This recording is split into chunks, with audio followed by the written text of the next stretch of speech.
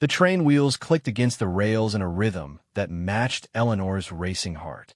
She pressed her face to the window and watched the endless prairie stretch before her, nothing but grass and sky as far as she could see.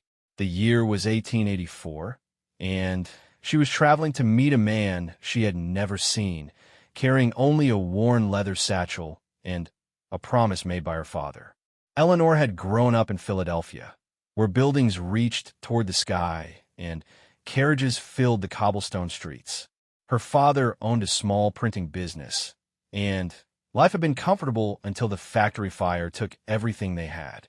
When the debts piled higher than the ash from their burned shop, her father made a desperate choice. He answered an advertisement in a newspaper from a rancher in Nebraska who needed a wife. The arrangement was simple and harsh. Thomas McKinnon would pay off her father's debts in exchange for Eleanor's hand in marriage. She would travel west to become his bride, sight unseen. At 18, Eleanor had dreamed of romance and courtship, not a business transaction that would decide her entire future. Now, 3 days into her journey, she clutched the single letter Thomas had written to her father. His handwriting was rough, but clear. He owned 2,000 acres of cattle land near the town of Cedar Creek. He was 32 years old and had been ranching for 8 years. He needed a wife who could cook, clean, and help manage the household. The letter said nothing about love or kindness or any of the things Eleanor had hoped to find in a husband. The conductor walked through the car, calling out station names. Cedar Creek was still 2 hours away. Eleanor smoothed her blue traveling dress and checked her appearance in the small mirror from her bag. Her brown hair was pinned neatly under her hat, but her green eyes showed the fear she tried to hide.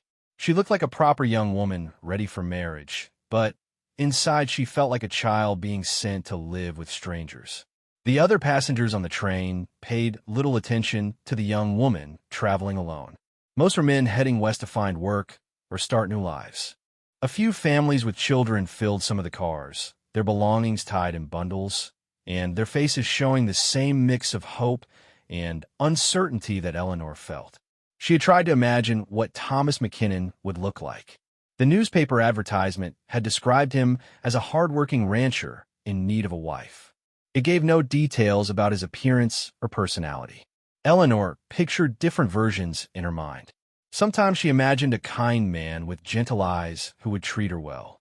Other times she feared he might be cruel or rough, the kind of man who would see her as property rather than a person. The train began to slow as it approached a small station. Eleanor gathered her courage and asked the conductor if this was Cedar Creek. He nodded and helped her with her satchel. As the train came to a complete stop, she could see a wooden platform with a few people waiting. Her hand shook as she stepped down from the car. The platform was smaller than she had expected. A few wooden buildings lined a dusty main street, and horses were tied to posts in front of what looked like a general store and a saloon. This was nothing like Philadelphia, where she had lived her entire life. The silence felt heavy after the constant noise of the train. Eleanor stood on the platform, clutching her satchel, looking for someone who might be Thomas McKinnon. An older man in a suit approached her first. He tipped his hat politely and asked if she was Miss Eleanor Hartwell. When she nodded, he introduced himself as Mr. Peterson, the banker who had helped arrange the marriage agreement. Mr. Peterson explained that Thomas had been delayed at the ranch dealing with sick cattle, but he would be along shortly. He offered to wait with her and pointed to a wooden bench near the station house. Eleanor sat down carefully, trying to keep her dress clean and proper. She wanted to make a good first impression, even though this entire situation felt wrong to her. While they waited, Mr. Peterson told her about Cedar Creek and the surrounding area. The town had been established 6 years earlier when the railroad came through. Most of the people made their living from cattle ranching or farming. The winters could be harsh, but the land was good for raising livestock. He spoke as if he was trying to convince her that she had made a good choice, but Eleanor could hear the doubt in her own mind. 20 minutes passed before they heard the sound of horses approaching. Eleanor looked up to see a wagon coming down the main street, driven by a man wearing a wide-brimmed hat. Her heart pounded as the wagon got closer. This had to be Thomas McKinnon, the man she was supposed to marry. The wagon stopped near the platform, and the driver climbed down. Eleanor's first impression was of dust and worn leather. Thomas was tall and lean, with sun-darkened skin and clothes that showed the wear of hard work. His hat was pushed back, revealing dark brown hair and serious blue eyes. He was not handsome in the way she had imagined, but he was not ugly either. He looked exactly like what he was, a working rancher who spent his days under the open sky. Thomas approached the platform with slow, measured steps. He nodded to Mr. Peterson and then looked directly at Eleanor. She stood up from the bench, smoothing her skirts and trying to appear confident. For a moment, neither of them spoke. They were taking the measure of each other, these two strangers who were supposed to spend their lives together. When Thomas finally spoke, his voice was deep and quiet. He said her name as a question, as if he wanted to make sure she was really the woman from Philadelphia who had come to marry him. Eleanor confirmed that she was Miss Hartwell, and he nodded again. He did not smile, but his expression was not unkind either. He looked tired and somewhat surprised, as if he had not quite believed she would actually come. Mr. Peterson broke the awkward silence by explaining about the train schedule and asking about the sick cattle that had delayed Thomas. As the two men talked, Eleanor studied her intended husband more carefully. His hands were rough and callous from years of ranch work. His clothes were clean, but well-worn. He carried himself with the quiet confidence of a man who was comfortable in his own world, but she could sense that he was as nervous about this meeting as she was. When the business conversation ended, Thomas turned his attention back to Eleanor. He asked if she had any other luggage besides the satchel she carried. When she explained that this was everything she owned, his expression softened slightly. He seemed to understand that she had left her entire life behind to come to this place and marry him. Thomas helped Eleanor into the wagon, his touch brief and polite. He placed her satchel in the back and then climbed up beside her. As they prepared to leave the station, Mr. Peterson reminded them that the preacher would be available for the ceremony whenever they were ready. Thomas nodded, but did not commit to a specific time. Eleanor wondered if he was having second thoughts about the whole arrangement. The ride to the ranch took them away from the small town and deeper into the open prairie. The wagon bounced along a rutted dirt road that seemed to stretch endlessly ahead. Thomas pointed out landmarks along the way, a creek where he watered his cattle, a hill where he had built a lined shack, the boundaries of his property. He spoke about his land with obvious pride, but his voice remained formal and distant. Eleanor tried to make conversation by asking about the ranch and the cattle, but Thomas answered with short, practical responses. She began to worry that he was disappointed in her appearance or that he regretted the arrangement.